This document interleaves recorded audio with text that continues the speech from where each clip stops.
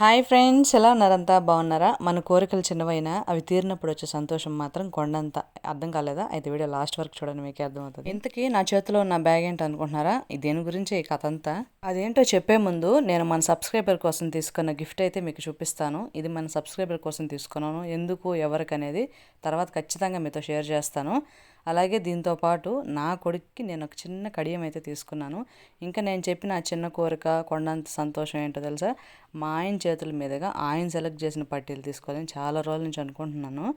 అదైతే ఈరోజు తీరింది. చూస్తున్నారు కదా, 2 సెట్లు అయితే తీసుకున్నాను. ఒకటి అకేషనల్గా వేసుకోవడానికి, ఒకటి రెగ్యులర్ యూస్కి అయితే తీసుకున్నాను.